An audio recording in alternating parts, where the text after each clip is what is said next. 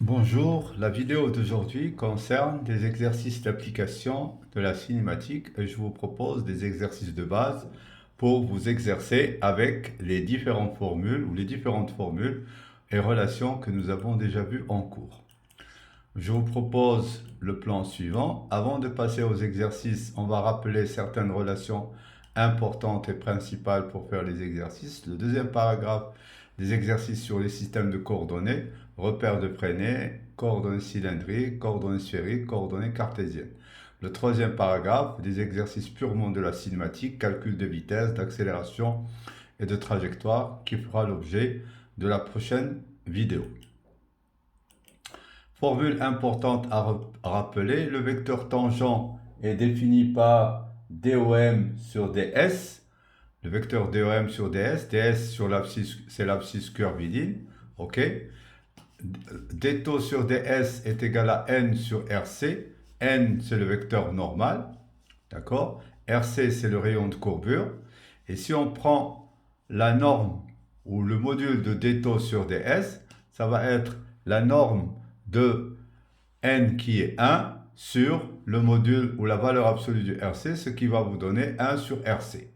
Ainsi, si on fait le rapport Dτ sur ds sur le module de Dτ sur ds, on va trouver N.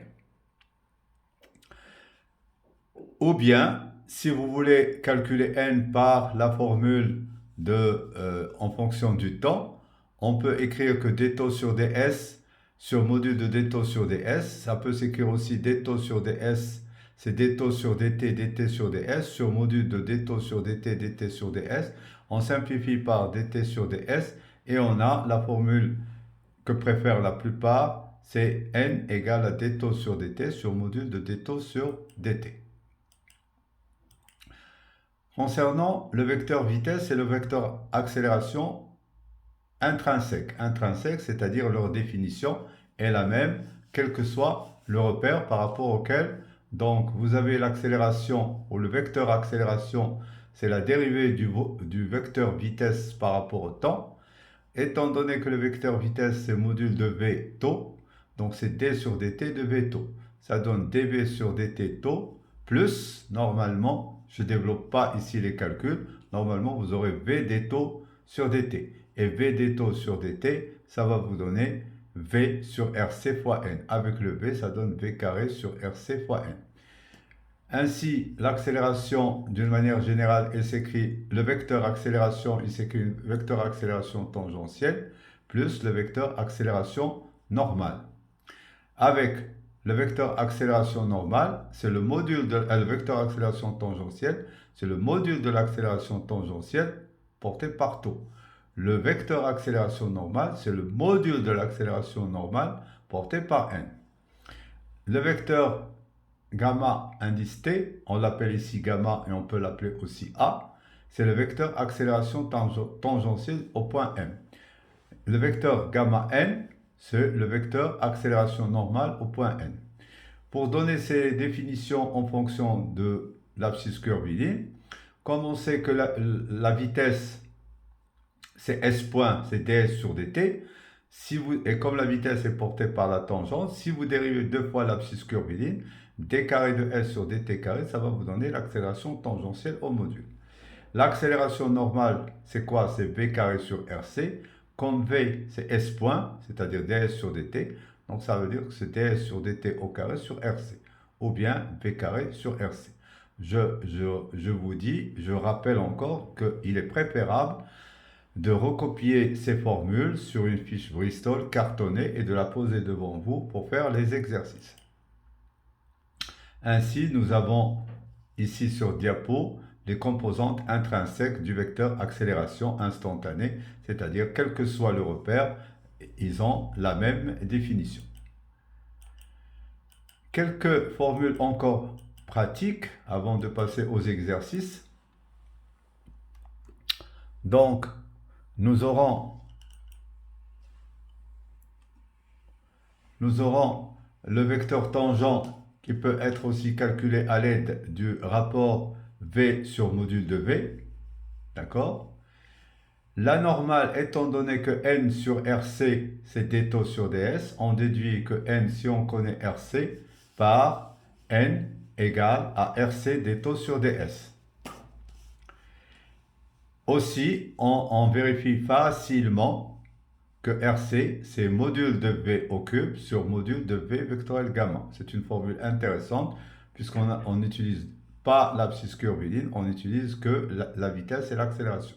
V au cube sur module de V vectoriel gamma va vous donner RC. Ainsi, l'accélération, comme je l'ai dit, et s'écrit le vecteur accélération, c'est le vecteur accélération tangentielle plus le vecteur accélération normale. Et on vérifie aisément que pour trouver le module de l'accélération tangentielle, il suffit de faire gamma ou A scalaire tau. Pour trouver le module de l'accélération normale, c'est tout simplement gamma scalaire n. Et comme étant donné que gamma égale à gamma tangentielle plus gamma normale est égal à gamma t tau plus gamma n n, donc si vous faites gamma t au carré plus gamma n au carré, vous allez trouver gamma carré. Cette formule est intéressante. La raison est simple. En général, il est plus facile de trouver l'accélération et donc son module. Il est aussi plus facile de trouver l'accélération tangentielle et on déduit l'accélération normale par gamma n au carré égale à gamma carré moins gamma t au carré. Ou bien, avec la lettre A, c'est A carré égale à AT carré égale à A carré moins AT carré égale à AN au carré. Alors, exercice. On va, comme je l'ai dit, dans cet enregistrement, on va le consacrer au système de coordonnées. D'abord, les coordonnées de freinée, il faut savoir dans la plupart des exercices déterminer le vecteur tangent, le vecteur normal et le rayon de courbure. Bien sûr, et la binormale qui est B, sachant que B égale à taux vectoriel n. Donc, il faut chercher taux, n et RC. Ici, nous avons, on nous donne un point M qui décrit la trajectoire définie par x égale la racine carrée de 1 plus t carré, y de t égale à t et z de t égale à 0. On va voir comment on va déterminer le vecteur tangent. Bien sûr, le vecteur tangent, il dépend du point et il dépend du repère. Donc, le vecteur tangent du point M dans son mouvement par rapport à R. J'insiste sur cette notation. Il faut déterminer le vecteur normal du point M dans son mouvement par rapport à R et le rayon de courbure. Comme on va le voir dans le chapitre suivant sur le changement de repère, si on a plusieurs repères R1 et R2, la trajectoire d'un point M, elle aura un vecteur tangent du point M par rapport à R1 et un vecteur tangent du point M dans sa trajectoire par rapport à R2. Donc les vecteurs tangents normal et binormal, ainsi que le rayon de courbure, ils dépendent du référentiel ou du repère par rapport auquel on calcule. Corriger. Le vecteur tangent, c'est DOM sur module de DOM. On a remplacé ici DS, c'est module de DOM car DS, c'est module de DOM. Le DOM ou l'abscisse ou l'élément de longueur en coordonnées cartésiennes, c'est hyper facile. C'est DXI plus DYJ plus DZK. Ici, normalement, c'est DXI plus XDI sur DI. Mais DI, c'est 0 puisqu'il appartient au repère par rapport auquel on dérive. La même chose, plus DYJ, mais plus YDJ. Mais DJ, c'est 0.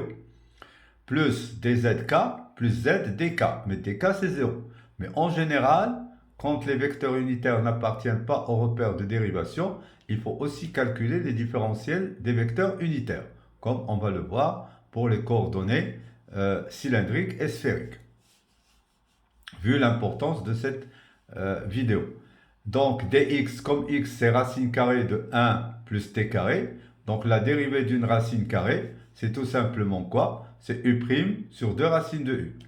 La dérivée de 1 plus t carré, c'est de t, sur 2 racines de 1 plus t carré. On a simplifié par 2, d'où dx sur dt, c'est t sur racine carrée de 1 plus t carré.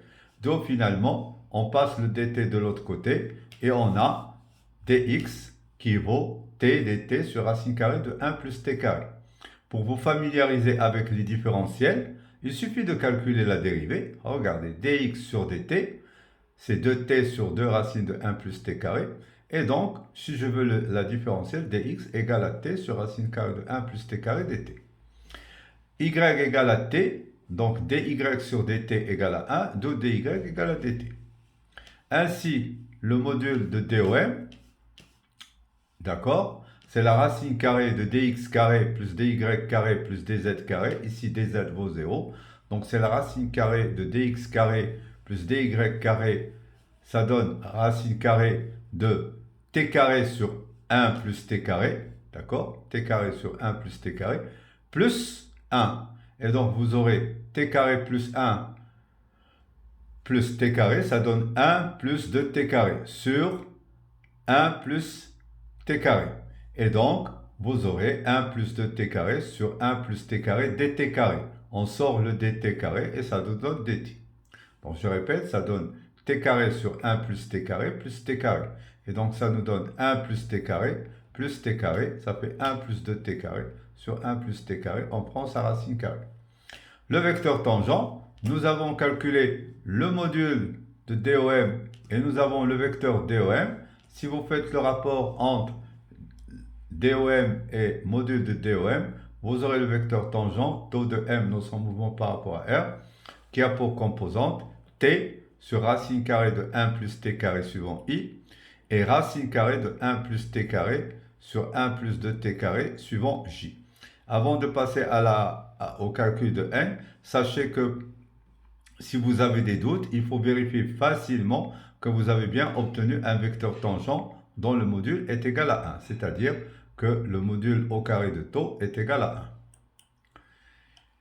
Pour trouver le vecteur n, je vais vous faire l'application avec l'abscisse curviligne. Donc n, par définition, c'est d taux sur ds sur la norme de d taux sur ds. Donc on va y aller ici très très doucement. On va calculer d taux. C'est quoi? C'est le d de t sur racine carrée de 1 plus 2t carré i et 1 plus racine carrée de 1 plus t carré sur 1 plus 2t carré suivant j. En général, c'est une technique personnelle. Je préfère écrire une racine carrée sous forme de puissance.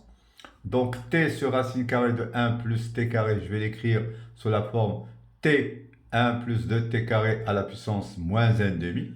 OK? Et racine carrée de 1 plus t carré sur 1 plus 2t carré, je préfère l'écrire sous la forme 1 plus t carré sur 1 plus 2t carré à la puissance 1,5. Maintenant, cherchons la différentielle de t racine carrée 1 plus 2t carré à la puissance moins 1,5. Donc, ça nous donne la différentielle de t, c'est 1. Donc, il nous reste 1 plus 2t carré à la puissance moins 1,5. Plus, parce que c'est f'g plus g'f, plus t, la différentielle de 1 plus 2t carré à la puissance moins 1,5. Ça donne moins 1,5, vous le voyez. 1 plus 2t carré à la puissance moins 1,5 moins 1, ça fait moins 3,5. D'accord? Fois u'. Et u', c'est la dérivée de 2t carré qui est 4t. Tout ça porté par i dt. Maintenant, faisons la même chose pour cette quantité-là. Donc, c'est 1,5. 1 plus 2t, 1 plus t carré sur 1 plus 2t carré à la puissance 1,5 moins 1, c'est moins 1,5. Maintenant, on va chercher la dérivée de ce qui est sous le radical, sous la racine carrée. C'est-à-dire la dérivée de 1 plus t carré sur 1 plus 2t carré. Il est de la forme f sur g. Donc, ça va donner f'g moins g'f sur g carré. Allons-y. La dérivée de f de 1 plus t carré, c'est de t. 1 plus 2t carré moins 1 plus t carré, facteur de la dérivée de 1 plus 2t carré qui est 4t, sur 1 plus 2t carré, le tout au carré. J dt. Vous voyez? On va réduire au même dénominateur. Donc, pour la première composante suivant i, vous voyez ici le dénominateur commun, c'est 1 plus 2t carré à la puissance moins 3,5, que je fais passer au dénominateur, ça fait 1 plus 2t carré à la puissance 3,5. Et pour avoir ici moins 3,5, on va multiplier par 1 plus 2t carré à la puissance moins 1. Donc, si je le fais monter là-haut, ça nous donne, on multiplie en haut et en bas par 1 plus 2t carré, ce qui nous donne 1 plus 2t carré sur 1 plus 2t carré à la puissance 3 demi. Et ici, il va nous rester, le 2 simplifie avec 4t, donc ça nous donne 2t, fois t, ça nous donne 2t carré, et il nous reste 1 plus 2t carré à la puissance 3 demi. On fait la même chose pour la composante suivante j, d'accord? Donc, vous aurez 2t, et ici vous aurez moins 4t, ça donne moins 2t. Divisé par 2, n'oubliez pas ce 1,5, ça donne moins t. Bon, et on aura 2t fois 2t carré, ça fait 4t au cube, et vous aurez ici moins 4t au cube, c'est 0. Donc au numérateur, vous aurez moins t, et au dénominateur, on aura 1 plus 2t carré à la puissance 3 demi, fois 1 plus 2t carré à la puissance 1 demi. Parce que 1 plus 2t carré à la puissance moins 1 demi, on le fait passer en bas. Et donc, vous aurez t moins t sur 1 plus 2t carré à la puissance 3 demi, 1 plus t carré à la puissance 1 demi, dt. Donc, finalement, d taux sur dt, on divise par t, et vous aurez 1 sur 1 plus 2t carré à la puissance 3 demi. Pourquoi? Parce que vous aurez 1 plus 2t carré moins 2t carré, ça fait 1 sur 1 plus 2t carré à la puissance 3 demi, moins t sur 1 plus 2t carré à la puissance 3 demi, 1 plus t carré à la puissance 1 demi, suivant j. Voilà pour comment on peut déterminer d taux sur dt. Une fois nous avons d taux sur dt, on va chercher son module. Donc le module, ça va être ça au carré, plus ça au carré. La première composante au carré, vous aurez ça, 1 sur 1 plus 2t au carré, à la puissance 3 demi au carré, ça donne 1 plus 2t carré au cube, plus t carré sur 1 plus 2t carré à la puissance 3 demi au carré, ça donne à la puissance 3, et 1 plus t carré à la puissance 1 demi au carré, ça donne 1 plus t carré. On réduit au même dénominateur, donc ça nous donne 1 plus t carré plus t carré, ça fait 1 plus 2t carré. Sur 1 plus 2t carré au cube, 1 plus t carré.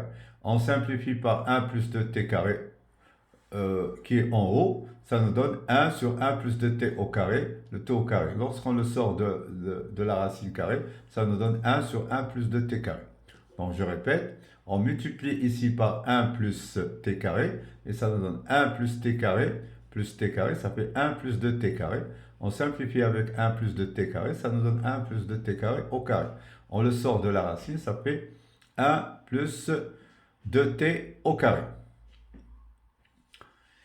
Et donc, si on fait le rapport n égale à d taux sur dt, d taux sur dt, ici, il faut multiplier par 1 plus t carré, la racine carrée de 1 plus t au carré. Et si on fait d taux sur dt sur module de d taux sur dt, vous allez obtenir n égale racine carrée de 1 plus t carré sur 1 plus 2t carré i, moins t sur racine carrée de 1 plus 2t carré suivant j. Ok? Remarque très importante, ici, puisque le mouvement est plan, on peut déduire le vecteur n très facilement. Ça, c'est une remarque très importante, puisque le mouvement est plan. Le deuxième vecteur qui est b, et souvent c'est k ou moins k. Mais comme dans l'énoncé, je vous ai dit que la trajectoire, elle s'effectue dans le sens négatif, le troisième vecteur b, c'est moins k. Et comme b vectoriel taux doit nous donner n, on peut trouver facilement n en faisant b vectoriel taux, en faisant moins k vectoriel taux, et ça vous donne la même chose au lieu de faire trop de calculs. Si jamais le mouvement effectue la trajectoire dans le sens positif, le troisième vecteur, ça va être k et non pas moins k. Et donc n, ça va être k vectoriel taux. Retenez ça, on va y revenir dans les prochains exercices. Et on vérifie sans difficulté que la norme de taux égale norme de n égale à 1 et que taux scalaire n égale à 0. Pour trouver RC, on revient au formulaire et on a 1 sur RC qui est d taux sur ds. Donc RC, c'est 1 sur d taux sur ds. Ici, on refait le même calcul qu'on a fait pour trouver le vecteur n. On calcule d taux. D'accord? Et donc, c'est pas la peine de s'attarder là-dessus. Donc, après le calcul de d taux, on va faire le rapport d taux sur ds.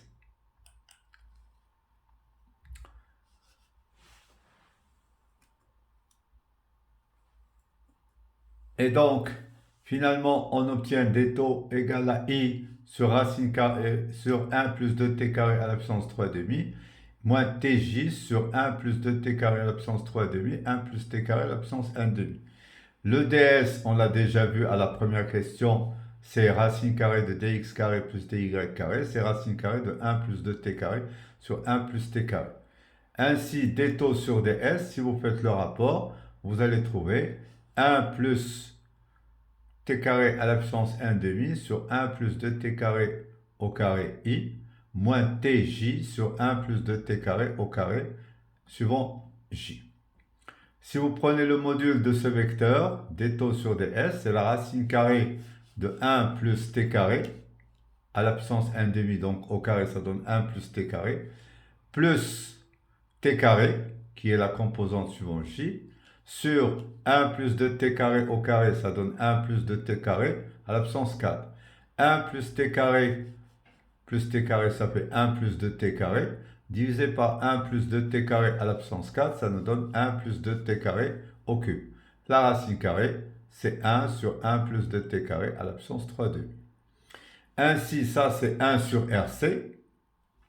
Donc RC égale à 1 plus 2t carré à la puissance 3 demi, puisque 1 sur RC, c'est d taux sur ds. Avant de clôturer cet exercice, on peut refaire cet exercice en utilisant les grandeurs cinématiques pour déterminer le vecteur tangent, le vecteur normal et RC. Le vecteur tangent, je vous recommande vivement de le vérifier, c'est tout simplement V sur module de V. Le vecteur normal N, c'est tout simplement d taux sur dt sur la norme de d taux sur dt. Et le rayon de courbure, c'est tout simplement le module de V au cube sur module de V vectoriel A. Vous voyez ici, j'ai remplacé gamma par A. Deuxième exercice,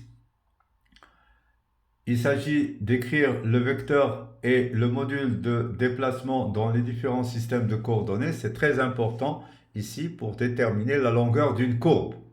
Donc, je vous donne un point M qui est repéré soit par ses coordonnées cartésiennes x, y, z, soit par ses coordonnées cylindriques ρ, phi, z, soit par les coordonnées sphériques r, θ, phi.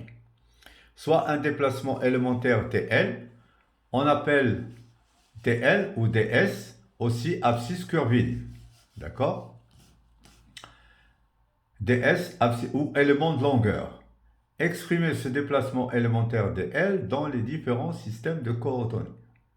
Coordonnées cartésiennes en fonction de dx, dy, dz, coordonnées cylindriques en fonction de d-ρ, dφ et dz, et coordonnées sphériques en fonction de r, phi, θ, dr, dθ et dφ.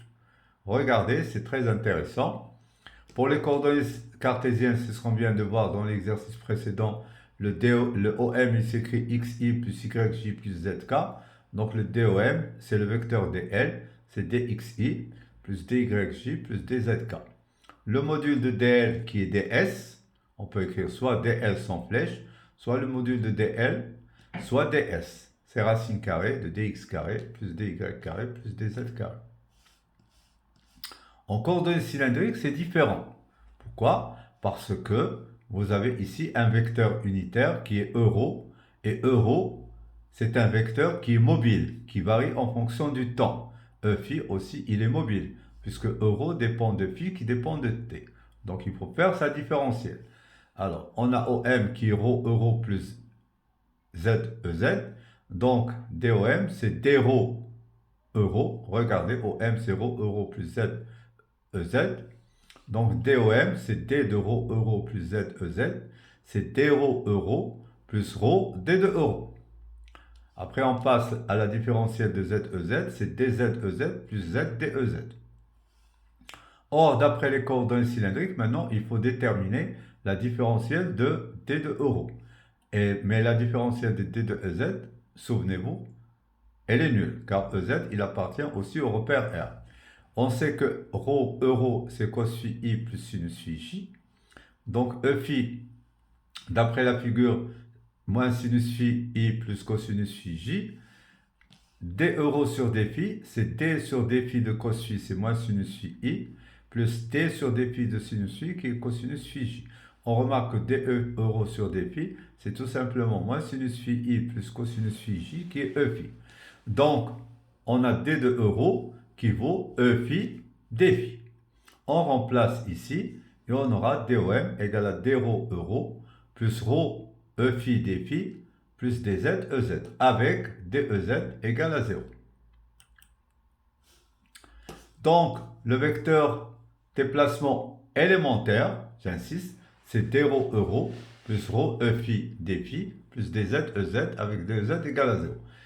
De la relation 1, on peut tirer le module qui est ds, qui est dl, c'est la racine carrée de d rho carré plus rho d phi au carré plus dz carré. De la relation 1, et ça c'est, je vous le donne en supplément, on peut déterminer les vecteurs unitaires autrement grâce aux dérivées partielles. On sait que la différentielle d'une fonction ou d'un vecteur ou fonction, DOM, il peut s'écrire qui dépend de ρ, phi et z. DOM, il s'écrit DOM sur d rho, plus DOM sur d phi, plus DOM sur dz. Par identification avec la relation 1. Donc ici, nous avons le DOM et la relation 1 est aussi le DOM. Donc vous aurez DOM qui s'écrit DOM sur d rho avec phi z constant, plus DOM sur d phi rho z constant, plus DOM sur dz rho phi constant égale d rho euro plus rho E phi d phi plus dz ez.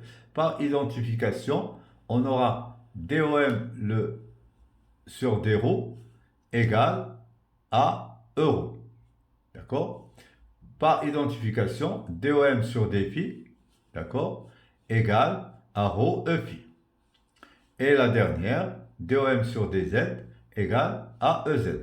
Ainsi, E phi n'est pas égal à DOM sur d phi, mais c'est 1 sur rho DOM sur d phi qui vaut E phi.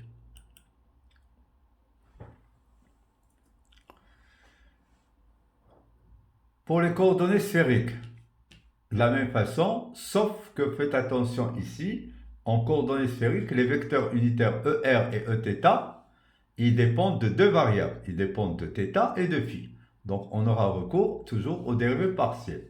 Donc, je vous donne ici le résultat qu'il faut trouver. TOM, c'est dxi plus dyj plus dzk. C'est dr ER plus r dθ Eθ plus r sinus θ d phi E phi. Et le module de DOM, c'est tout simplement la racine carrée de dr au carré plus r dθ au carré plus r sinus θ d phi au carré. Comment on a trouvé ça? Pour les déplacements élémentaires en coordonnées sphériques, on sait que il faut d'abord avoir déjà révisé les coordonnées sphériques, que OM c'est RER. Donc DOM c'est DRER, c'est D de RER, pardon, ça fait DRER plus R d'ER. Donc ici, on doit calculer le D de ER. Mais comme ER est un vecteur unitaire qui dépend de θ et de phi, donc il faut essayer d'appliquer ce qu'on appelle les dérivées partielles. Donc D de ER, c'est DER sur dθ à phi constant, plus DER sur d phi à θ constant d phi. Or, on sait que d'après les coordonnées sphériques ER, et je vous ai mis ici la figure, c'est cos θ suivant EZ plus sinus θ euro. Donc, si vous dérivez ER par rapport à θ à phi constant, ça vous donne moins sin θ EZ. C'est la dérivée de cos θ par rapport à θ, c'est moins sinus θ EZ, plus cos θ dEZ sur dθ. Mais EZ ne dépend pas de θ. Plus d de sinus θ par rapport à θ, ça fait cos θ suivant euro, plus normalement sinus θ d euro sur dθ. Mais euro ne dépend pas de θ, mais il dépend de phi. Donc, on fait la même chose pour la dérivée par rapport à phi. DER sur d phi, ça fait d de cos θ par rapport à phi, c'est 0. plus cos θ d de EZ par rapport à phi, c'est 0.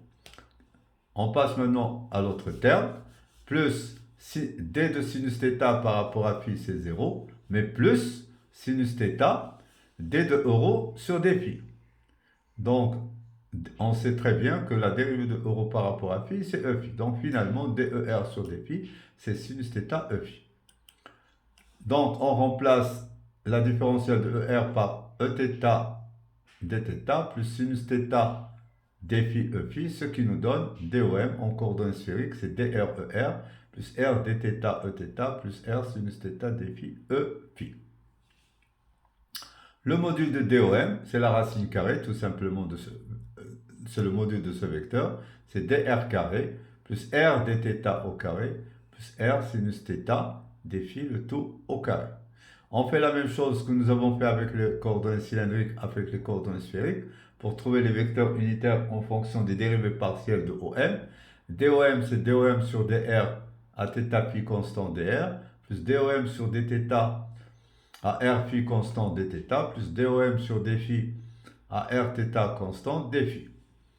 Par identification avec la relation 2, qui est égale à dr plus r dθ Eθ plus r sinus θ dφ e phi, on identifie, donc on aura DOM sur dr qui vaut er. Ok. Le terme en dθ, DOM sur dθ égale à r Eθ. Donc Eθ, normalement, c'est 1 sur r DOM sur dθ. Et le terme suivant dφ, c'est DOM sur dφ, normalement, il est égal à r sinus θ e phi. Donc e phi, normalement, c'est 1 sur r sinus θ DOM sur dφ. Un troisième exercice, c'est le dernier d'application, et pour bien comprendre et utiliser les coordonnées sphériques, je vous propose deux points matériels M1 et M2 repérés par le coordonnées sphérique. Donc, le point M1 a pour coordonnées Rθ phi, donc comme c'est M1, donc les coordonnées, on va les noter R1, θ1 et phi1. Ici, dans l'ordre, normalement, c'est R1, θ1 et phi1. Le point M2, c'est R2, phi2 et θ2. Ces deux points matériels font entre eux l'angle alpha, entre les vecteurs OM1 et OM2, et on va essayer de trouver cosinus alpha en fonction de phi1 θ1 et phi2 θ2, et de la même chose sinus alpha ou module de sinus alpha en fonction de phi1 θ1 et de phi2 θ2. Et on va essayer de vérifier qu'on a bien sinus carré alpha plus cos carré alpha égale à 1. C'est un exercice. Avant de le commencer, vous allez pouvoir utiliser beaucoup vos relations trigonométriques. Donc, pourquoi je le donne comme cet exercice? Étant donné que durant le module de mécanique, on aura besoin toujours de connaître les relations trigonométriques. Alors, pour la première question, calculons le vecteur R1 scalaire R2, c'est-à-dire OM1 scalaire OM2. Comme le vecteur R1 c'est RER, donc R1 c'est R1 ER1. Le vecteur R2 c'est R2 ER2, d'après la définition des coordonnées sphériques. Donc, cela nous donne R1 fois R2, ER1 scalaire ER2.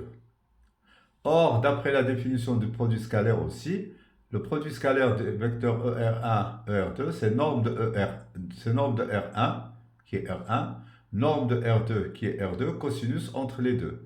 Entre R1 et R2, qui est cosinus alpha, puisque alpha, c'est l'angle entre OM1 et OM2, c'est l'angle entre R1 et R2, puisque R1, c'est le vecteur OM1, et R2, c'est le vecteur OM2. Or, donc maintenant, on simplifie par R1 fois R2, donc cosinus alpha est égal tout simplement à ER1 scalaire ER2. Ainsi, d'après les coordonnées sphériques, je vous rappelle que ER1 c'est sin θ1 cos phi1 i plus sinus θ1 sinus phi1 j plus cosinus θ1 k. Car d'une manière générale, ER c'est sin θ cos phi plus sin θ sin phi plus cos θ k.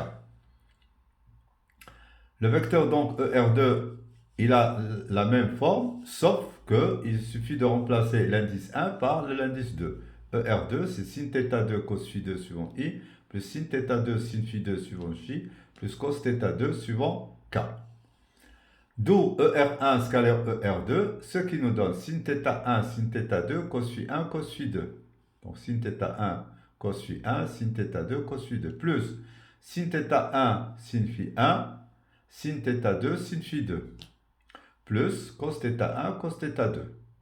Si vous factorisez par sinus θ1, sinus θ2, vous aurez sinus θ1, sinus θ2, cosinus φ1, cos φ2, plus sinus φ1, sinus φ2. Oh, cos φ1, cos φ2 plus sin φ1, sin φ2, c'est cos φ2 moins φ1. Et le dernier terme qui nous reste, plus cos θ1, cos θ2. Donc, je vous ai montré la formule de, on a trouvé cosinus alpha en fonction de θ1, θ2, φ1 et φ2. Maintenant, on va essayer de déterminer la valeur absolue de sinus alpha. Et comme vous savez que c'est le produit vectoriel où intervient le sinus de l'angle, donc formons le produit vectoriel entre les vecteurs R1 et R2. Donc, c'est R1, ER1, vectoriel R2, ER2. Donc, ce qui vous donne R1, R2, ER1, vectoriel ER2. OK? D'autre part, on sait que le module du produit vectoriel, c'est la norme de R1 fois la norme de R2 fois le sinus entre ER1 et ER2, donc qui est valeur absolue de sinus alpha. Donc, si on prend le module de R1 vectoriel R2, ça nous donne module de R1 fois module de R2 sinus de l'angle alpha. On simplifie par R1 fois R2 et il va nous rester ER1 vectoriel ER2 égale à module de sinus alpha. Donc, faisons le produit vectoriel ER1 vectoriel ER2. Ici, c'est ER2. Donc, comme on l'a vu en cours, donc je vais essayer d'aller très doucement. La première ligne, c'est les composants, les vecteurs de la base, I, J, K. La deuxième ligne, ce sont les composantes de ER1 qui sont sin θ1 cos φ1, sin θ1 sin φ1 et cos θ1 suivant K.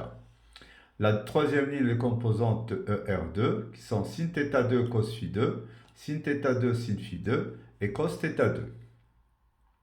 Pour la composante suivante I, on barre la ligne et la colonne où se trouve I, et vous aurez sin θ1 sin φ1 fois cos θ2 moins sin θ2 sin φ2 cos θ1. Maintenant, alternativement, plus moins plus. Donc, avec un signe moins, on barre la ligne et la colonne se trouve J. Il nous reste sin θ1 cos φ1 multiplié par cos θ2 moins sin θ2 cos φ2 multiplié par cos θ1. Maintenant, la dernière composante suivant K, c'est on barre la ligne et la colonne suivant K. Il nous reste ce binaire sin θ1 cos φ1 fois sin θ2 sin φ2. Voilà. Moins sin θ2 cos φ2, sin θ2 cos φ2, sin θ1 sin φ1. Donc, on va, que je reprends ici pour une meilleure compréhension. Maintenant, on va chercher le module au carré. Pourquoi le module au carré? Parce qu'il est plus simple de chercher le module au carré. Et après simplification, on va prendre la racine carrée. Donc, module de ER1 vectoriel ER2 au carré. C'est quoi? Donc, c'est cette composante au carré, plus cette composante au carré, plus cette composante au carré. Donc, nous aurons sinus carré θ1 cos carré θ2, d'accord? Facteur de sinus carré φ1. Bon, puisque vous aurez sinus carré θ1, cos carré θ2, sinus carré φ1, le voici.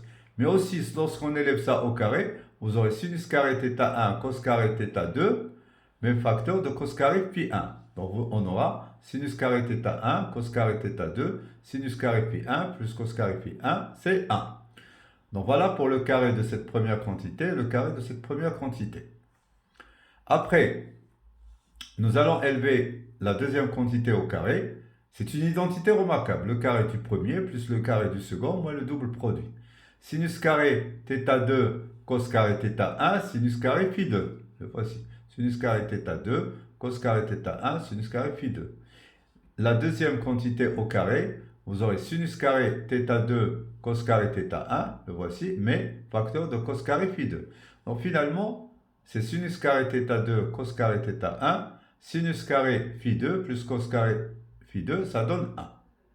Maintenant, le double produit, moins 2 fois sinus θ1, sinus θ2, d'accord? Sinus θ1, sinus θ1, sinus θ2, cos θ1, cos θ2.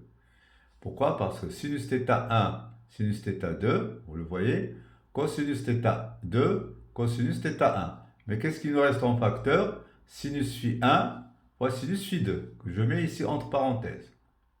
Après ici la même chose, sinus θ1, sinus θ2, cosinus θ2, cosinus θ1, facteur de cosinus phi 1, cosinus phi 2. Je les ai mis, donc on a factorisé ici par 2 fois sinus θ1, sin θ2, cos θ1, cos θ2. Il nous reste facteur de sinus phi 1, sinus phi 2 plus cos phi 1, cos phi 2, qui est égal, on va le voir tout à l'heure, cosinus phi 2 moins phi 1. Et on fait la même chose pour la troisième composante. Donc vous aurez le sinus carré θ1 cos carré, sinus carré θ2, d'accord? Facteur de cos carré phi 1 sin carré phi 2. Vous le voyez, cos carré phi 1 sin carré phi 2. Plus le carré du second, c'est cos carré phi 2. Pardon, où suis-je? Voilà, c'est ça. Cos carré phi 2. On va factoriser par, sinus carré θ1, sinus carré θ2. Il va nous rester cos carré phi 1, sinus carré phi 2. Plus la même chose, sinus carré θ1, sinus carré θ2 pour l'autre terme. Et il va nous rester cos carré phi 2, sinus carré phi 1. Okay? Et le double produit, moins 2, cosinus phi 1, sinus phi 2, cosinus phi 2, sinus phi 1. Facteur de sinus carré θ1, sinus carré θ2. On sait que sinus carré phi 1 plus cos carré phi 1 égale à 1, sinus carré phi 2 plus cos carré phi 2 égale à 1, et que sinus phi 1, sinus phi 2 plus cos phi 1, cos phi 2, c'est cosinus phi 2 moins phi 1.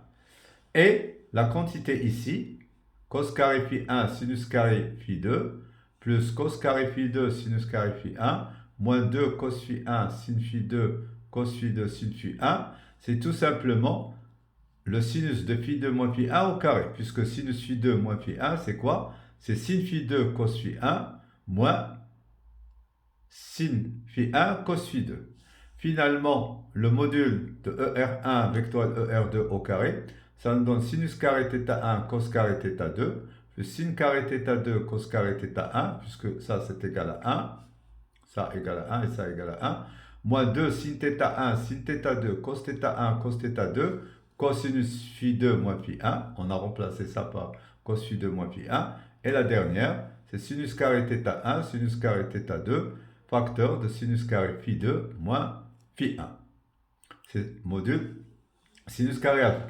Finalement, je reprends la formule de la diapositive précédente et on va remplaçant le sinus carré θ1 par 1 moins cos carré θ1. Donc on aura 1 moins cos carré θ1 fois cos carré θ2.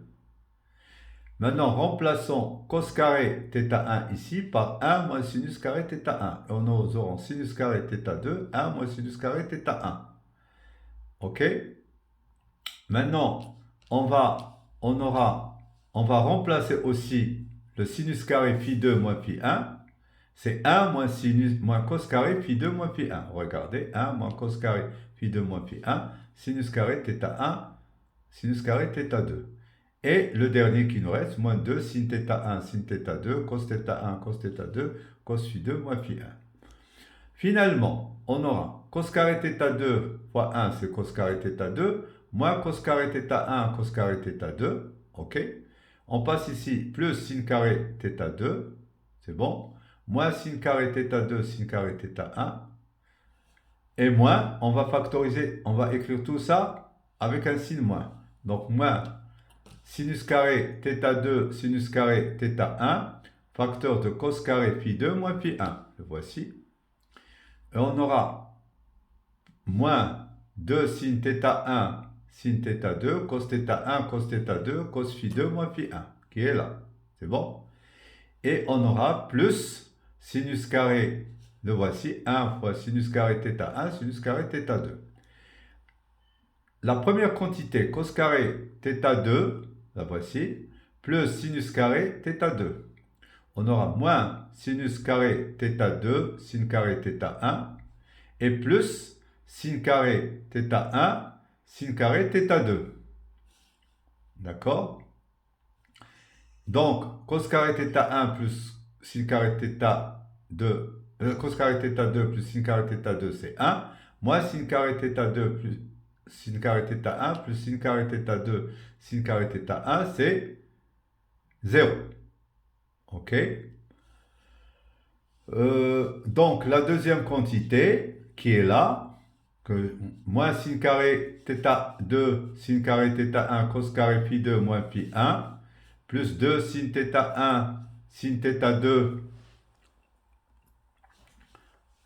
je répète, moins sin carré θ2, sin carré θ1, cos carré phi2 moins phi1, plus 2 sin θ1, sin θ2, cosinus θ1, cosinus θ2, cos phi2 moins phi1, plus cos carré, le voici, on ne l'a pas pris celui-là, il est là, cos carré θ2, cos carré θ1, c'est une identité remarquable. Quelle identité remarquable? C'est sinus θ1, sin θ2, cos phi2 moins phi1, plus cosinus θ1, cos θ2 au carré.